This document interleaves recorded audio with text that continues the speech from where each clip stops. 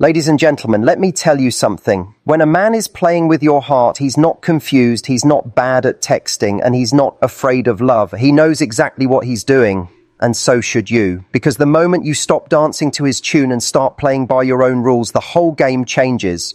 Today, I'm going to give you the 7 moves that will make any man who's been toying with your emotions either step up or step out fast. You've been there before. The late night texts, the mixed signals, the charming smile that seems to say one thing while his actions scream something else entirely.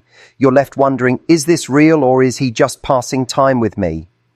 Let's be clear. If a man is playing with your heart, it's not because you're not worthy of something deeper. It's because he's not showing up with the consistency and clarity you deserve. And that means it's time to stop reacting to his game and start playing one of your own. Not to manipulate, but to protect your energy, your dignity, and your standards. First, understand the golden rule. You cannot outplay someone who isn't operating on your level unless you stop playing by their rules entirely. Men who toy with emotions thrive on your uncertainty. If you're always trying to decode his behavior, you're dancing to his tune. Instead, you shift the music. When he gives you breadcrumbs, sporadic attention, sweet words without follow-through, you don't chase. You don't ask, why aren't you calling me? You simply stop showing up for half effort. Nothing throws off a man who's used to control more than realizing you don't need his validation to breathe. Next, remember that mystery is a superpower. If he's keeping his cards close, you don't lay all of yours on the table. That doesn't mean playing cold. It means living your life so fully that he never feels like your world revolves around and him. Keep your friendships alive. Pursue your passions. Fill your calendar with things that light you up. When a man sees you are the prize, not the pursuer, he has to decide. Either he steps up to earn a place in your life or he steps aside. And if he steps aside, that's not rejection, that's clarity. Then match energy with energy. If he's investing 10%, you do not respond with 100%. This is where so many people lose themselves. They believe that giving more will inspire more. It doesn't. It teaches him that your boundaries are flexible, that he can underdeliver and still have your attention. When he sees you mirror his level of effort, it forces him to either increase it or fade away. And both outcomes are wins for you. Another way to outsmart the game is to control the pace. Some men love to fast-track the romance at the beginning. Over-the-top affection, constant messaging, big promises. But the moment they feel they've won you, their energy drops. Don't confuse intensity with intimacy. You slow things down. You don't rush into emotional or physical commitment before he's proven consistency. The slower the pace, the harder it is for someone to fake genuine intentions. Learn to love the silence. Men who play with hearts are experts at pulling away to create a vacuum, knowing you'll feel the urge to fill it. Resist that urge. When he disappears, you don't send the "Hey, are you okay?" text. You let the space be. That silence is not empty. It's information. It tells you everything you need to know about where you stand in his priorities. And when you don't chase, you send the message that you don't need him to complete your emotional puzzle. Here's another truth. Nothing dismantles a player's power faster than kindness paired with strength. You don't have to fight, insult, or prove a point to protect yourself. You simply respond with calm clarity. If he cants, yells last minute, no problem. I had other plans anyway. If he ghosts for a week and comes back, I'm busy, but hope you're well. You're not cold. You're unshaken. And unshaken women are kryptonite to men who survive on emotional chaos. Finally, flip the focus. Instead of asking, does he like me enough, start asking, do I like who I am when I'm with him? A man who's playing games will make you second guess your worth. The moment you realize you don't enjoy the version of yourself that he brings out, whether that's anxious, insecure, or overthinking, you've already won because you've taken the game board away entirely. And the only person left to please is you. Because here's the thing, so many people get stuck in the loop of trying to win over someone who isn't even meeting them halfway. It's like running a marathon for a man who hasn't even put his shoes on. You don't just stop running because you're tired. You stop because you realize the race was never worth running in the first place. That's not bitterness. That's strategy. The more you shift your attention from proving your value to living your value, the more anyone playing games will find themselves completely unequipped to handle you. You see, when a man is used to holding the upper hand, he expects you to operate from a place of emotional need. He expects that the more distant he becomes, the more desperate you'll be to bridge the gap. So when you choose self-respect over self-sacrifice, you're already playing a different game, one that he can't win, because you've taken away the very fuel that keeps it alive, your constant availability and emotional labor. Think about it like this. If you always reward inconsistency with more of your time, more of your energy, more of your vulnerability, you're essentially saying, I'm fine with this being the standard. But when you calmly remove yourself from situations where you're not treated as a priority, you send a message louder than any confrontation could. You're saying, I'm not angry, I'm just unavailable for anything less than I deserve. That's not punishment, it's preference. And preference is powerful. There's also something magnetic about a person who is entirely comfortable walking away. It's not about cold detachment, it's about knowing that your life is already rich without someone else validating it. When you carry yourself like that, every interaction is a choice, not a need.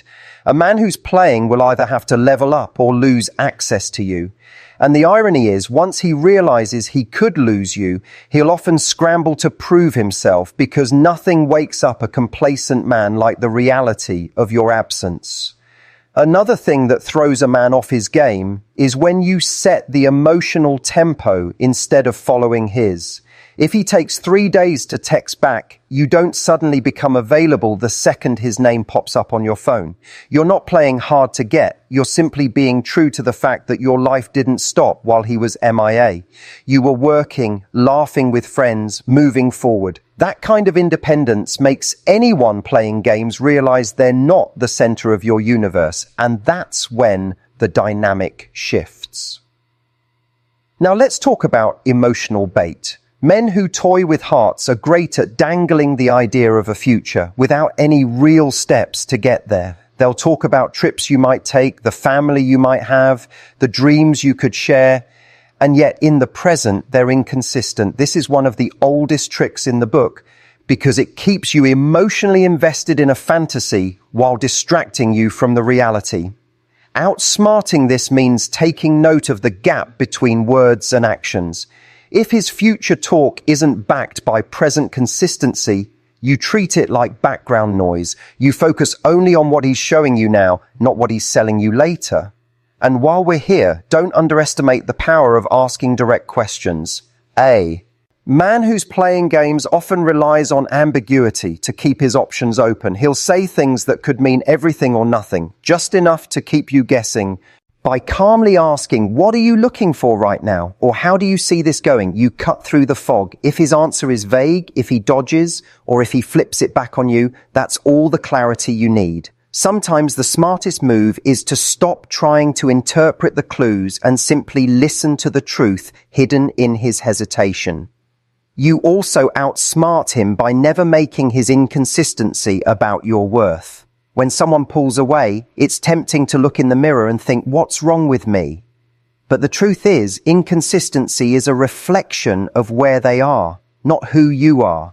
The more you train yourself to separate their actions from your identity, the less control they have over your emotional state. You can care for someone without collapsing every time they disappoint you. And here's where it gets even more effective. You set non-negotiables for yourself long before you're emotionally invested. Too many people create boundaries only after they've been crossed, which means they're trying to rebuild the rules while still playing the game. Instead, you decide early, how much effort does someone have to show before they earn deeper access to your life? How do you want to be communicated with? What's your limit for flakiness before you bow out? When those standards are in place from the start, it's not a dramatic exit when he fails to meet them. It's simply you following through on what you already decided. Now, one of the most disarming things you can do in this entire process is to maintain warmth without attachment. A man who plays expects either your obsession or your hostility, because both keep you locked in with him emotionally. But when you're kind without being dependent, when you can laugh with him without needing his approval, you create a dynamic where he has no power to destabilize you. You're not hooked on the highs and you're not destroyed by the lows. That middle ground is unshakable. And don't underestimate the effect of having a life so full that he has to compete with it. Not in a manipulative way, but in a way that says, my world is already amazing. If you want to be part of it, bring your best. If your days are filled with work you love, friendships that energize you, hobbies that excite you, and goals that inspire you, a man playing games quickly realizes he can't hold your attention with shallow tactics. He either evolves into a better player, meaning a genuine partner, or he fades into the background where he belongs. The beautiful part is, when you operate like this, you don't have to constantly watch for red flags. You don't need to monitor his every move, because your standards will do the work for you. If he's consistent, respectful, and present, he naturally stays in your life. If he's inconsistent, disrespectful, or distracted, your boundaries naturally remove him from it. That way, you're not stuck playing detective. You're just living in a way that filters out the noise. One more thing, learn to use gratitude as a filter. When a man's presence makes you feel smaller, more anxious, or more uncertain, that's a signal. When his absence feels like relief instead of loss, that's a signal. Your emotions are data. And when you consistently choose people who leave you feeling grateful for the way they show up, you'll never have to outsmart anyone again, because you'll be surrounded only by those who don't require it. And here's something worth remembering. Most people get so wrapped up in trying to decode the other person that they forget to decode themselves. You can't outsmart someone if you're not even aware of the ways you're allowing the game to keep you hooked. Every unanswered text, every cancelled plan, every inconsistency, these things hurt because they hit something deeper in you, some thing that might have nothing to do with this particular man. Maybe it's a fear of abandonment. Maybe it's a need for validation. Maybe it's the belief that love is something you have to chase. Outsmarting him means outsmarting that part of yourself first, so you're not operating from a wound. When you recognize your own patterns, you stop being predictable. And predictability is what someone playing games relies on. If they know exactly how you'll react when they disappear, they can manipulate your emotions with precision. But when your responses come from grounded choice instead of emotional reflex, the game loses its grip. He takes 2 days to reply. You don't spiral, you don't stalk his social media, you just keep living. You're not pretending you don't care. You're genuinely too invested in your own life to collapse over one person's inconsistency. And there's something intoxicating about being around someone who isn't easily rattled. People who play with hearts are often drawn to drama. It keeps things interesting for them. When you remove the drama, when you give them calm, steady boundaries instead, they have to make a decision. Either they bring real value to the table or they lose interest because they can't toy with you. Both outcomes are in your favor. Another way you flip the script is by practicing what I call emotional neutrality. That means you don't assign extra meaning to his every move. If he texts late at night, you don't automatically assume it's romantic interest. If he's distant for a week, you don't immediately assume it's rejection. You treat his actions as just that, actions. You don't let them become stories in your head. That neutrality protects your energy, and it's incredibly difficult for someone to manipulate a person who isn't building castles out of their crumbs. This also means you resist the temptation to teach him a lesson. That's a trap many fall into. You start playing the game back, trying to make him jealous, trying to ignore him so he'll notice you. The problem with that, the moment you're doing something just to jab at his reaction, you're still making him the center of your strategy. Outsmarting isn't about winning against him. It's about removing him from the driver's seat of your emotions altogether. And yes, there's a fine line between healthy detachment and complete emotional shutdown. This isn't about becoming cold or cynical. It's about choosing where you invest your warmth. If someone proves they can't handle it with care, you simply stop pouring it into that cup. You still have kindness, laughter, and connection. You just give it to people who return it. Now let's talk about the power of consequence. Boundaries mean very little without action behind them. If you tell someone, I need consistency, and they don't provide it, but you still give them the same access to you. You've taught them your words are negotiable. But when you quietly step back, when you take longer to reply, when you don't prioritize them in your schedule, when you politely decline invitations after repeated disrespect, that's a consequence. And the most effective consequences are the ones you don't announce. They're not threats. They're simply you adjusting your behavior to match the reality of the relationship. The beauty of this approach is that it doesn't require confrontation. You don't have to beg, plead, or prove your point. You just move in alignment with what you need. And if someone wants to stay in your life, they'll either adjust to meet those needs or fade away. Either way, you've protected your peace. And here's where a lot of people struggle. They think walking away or pulling back means losing. It doesn't. It means choosing. You're not rejecting the person, you're rejecting the terms of the deal. And that's what makes you unplayable. You know the game isn't worth the prize if the prize costs your dignity. Sometimes the most effective thing you can do is let silence speak for you, not this. A kind of silence that's a passive-aggressive punishment, but the kind that comes from clarity. You don't chase an explanation when the truth is already obvious. You don't demand closure from someone who's already shown you they're incapable of giving it. You close the door yourself. And while you're doing all of this, you're not just waiting for someone better, you're becoming someone better.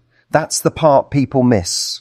The more you build your own life, the less tempting it is to get pulled back into old patterns. The more fulfilled you are outside of romance, the more selective you become about who you let in.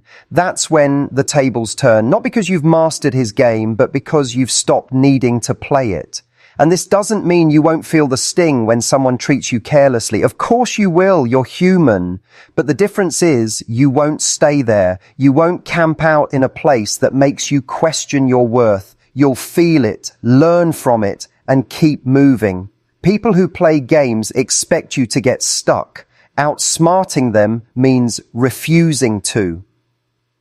The thing about this kind of strength is that it's quiet. It's not loud declarations on social media about how you don't need anyone. It's not revenge posts or public call-outs. It's simply living in such a way that their opinion of you becomes irrelevant to your reality. When you can look in the mirror and know you acted with self-respect, that's the win. And here's the most underestimated part of all. You can actually wish them well. That's the final power move. Not because you want them back, but because carrying resentment keeps you tied to them. When you genuinely release that attachment, you've taken away the last thread they could use to pull you back in. That's the ultimate outsmarting. You've left the game entirely, and you're not even thinking about the scoreboard anymore. What you'll find when you live like this is that the quality of people in your life naturally rises. You'll still meet the occasional game player, but they won't last long. They won't find any open doors to exploit because your boundaries, your standards, and your self-awareness will act as a filter. And here's the irony. They'll probably call you hard to get or say you're different. That's because you are different. You're operating on a frequency they can't reach without doing their own work. And if one day you look back at someone who once had such a hold on you and wonder, what was I even thinking? That's a sign of growth. It means you've outsmarted more than just him. You've outsmarted the part of you that once believed you had to settle for games just to feel chosen. When you reach that point, you don't need to prove anything to anyone. You don't need to show him what he lost. You don't need to parade your happiness in his direction. Your life will speak for itself. And anyone playing with your heart won't just be outsmarted. They'll be outpaced, outgrown, and forgotten.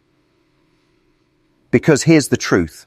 Once you've outgrown the game, you start seeing it from a mile away. What once felt magnetic now just looks obvious. You catch the subtle patterns in the way someone pulls you close just to push you away again. You notice the way they give, just enough to keep you around, but never enough to make you feel secure. And instead of overthinking what it means, you simply recognize it for what it is, a choice they're making. And if they can choose to play small, you can choose to walk tall. When you're in that place, you don't get hooked by the highs anymore. You see, the most dangerous part of someone playing with your heart isn't the low moments, it's the high ones. Those intense, intoxicating bursts of connection can trick you into thinking the inconsistency is worth it. But that's like eating a single spoonful of cake after being starved for a week. It's not love, it's survival mode disguised as romance. Outsmarting them means recognizing that consistency may not be as thrilling in the moment, but it's the thing that actually builds something real. And here's where you really flip the dynamic. You make the highs in your life come from you, not them. You create your own rush. That might be chasing a personal goal, planning a trip with friends, starting a new project, or diving into something that excites you. When the highlight of your week doesn't depend on someone else's attention, they can no longer control your emotional weather. The sun rises because you decided to get out of bed and open the blinds, not because they sent you a text. This also means you stop rewarding the grand return. People who play often disappear, then show up with some charming message or big gesture to pull you back in. It's designed to erase the time they were gone and reset the game. But when you treat those comebacks as interesting rather than impressive, the power shifts. You can appreciate the gesture without letting it rewrite history. You remember that presence matters more than performances. And sometimes outsmarting them is as simple as asking yourself one question. If I stripped away all the charming words and just looked at their actions, would I still want this? That's the filter. Not how good they make you feel in the best moment, but how safe, valued, and respected you feel in the average moment. If the answer is no, then you already know what you need to do. It's also worth saying that protecting your heart isn't about building walls so high that no one can reach you. It's about building a gate with a lock and you're the one holding the key. The wrong people get filtered out, not because you've shut yourself off from love, but because you've made it clear that access to you is earned, not assumed. When someone is playing, they'll get impatient with that process, and that's fine. Let impatience be your filter. It saves you time. One of the most effective things you can do is be unwavering in your standards, even when you really like someone. It's easy to have boundaries when you're not emotionally invested, but the real test comes when your feelings are strong. That's when people tend to bend their rules, rationalize bad behavior, or make exceptions just this once. But the moment you start making exceptions for things that matter deeply to you, you're training them to expect you to compromise your happiness for their convenience. The stronger your feelings, the stronger your boundaries need to be. You'll also find that your silence after they've crossed a line speaks louder than any lecture you could give. Not responding to drama, not engaging in endless back and forth debates, not giving them the satisfaction of seeing you lose your composure. This is how you show that you can't be pulled into the chaos. It's not indifference, it's self-respect. And while they may initially try to provoke a reaction, over time they'll realize there's no reaction to provoke. Now, I want to touch on something important. Sometimes the person playing with your heart isn't doing it out of malice. Sometimes they're just emotionally unavailable, or they're not ready for the kind of relationship you want. But whether it's intentional or not, the effect on you is the same. Outsmarting them isn't about punishing them. It's about protecting you. You don't have to demonize them, but you do have to make decisions that keep you from being collateral damage in their emotional mess. And while you're doing that, you start to notice something. Your definition of love shifts. It stops being about intensity and starts being about consistency. It stops being about how much someone can make your heart race and starts being about how much they make your mind feel at peace. And once you've tasted that peace, chaos starts to feel boring, not exciting. That's when you know you've truly stepped out of the game. Another part of this is refusing to be the almost. Some people will keep you in that space where you're almost their partner, almost their priority, almost enough for them to commit to. They'll give you just enough to keep you invested while keeping the door open for other options. The moment you sense you're in the almost zone, you take yourself out of it. Because if someone wanted to make you theirs, they wouldn't leave you guessing. And this might surprise you, but one of the greatest acts of outsmarting is forgiveness. Not for them, but for yourself. For the times you stayed too long, believed too much, or ignored the signs. You can't play a stronger game if you're still punishing yourself for the last one. Every time you look back and think, I should have known better, remind yourself you know better now. That's the only thing that matters. Sometimes you'll also have to resist the urge to check in after you've walked away. That urge often comes from wanting reassurance that they miss you or that they've changed. But every time you go back for that reassurance, you give them another chance to play. Real closure doesn't come from them admitting they were wrong. It comes from you deciding you deserve better, regardless of whether they ever admit it. And when you do that, when you truly close that chapter, you'll notice a lightness. It's the weight of no longer trying to make someone into something they're not. It's the freedom of no longer auditioning for a role they were never going to give you. And it's the clarity of knowing that the right person won't need you to outsmart them because they won't be playing in the first place. You see, the most powerful position you can be in is one where you no longer measure your worth by how much someone wants you. When your value is self-sourced, someone's interest feels like a bonus, not a lifeline. And that's the ultimate immunity to games, when you're not afraid to lose someone because you know you'll never lose yourself in the process. That's when every move you make is intentional, every yes is genuine, and every no is rooted in self-respect. That's when you become unshakable, untouchable, and, without even trying, completely unplayable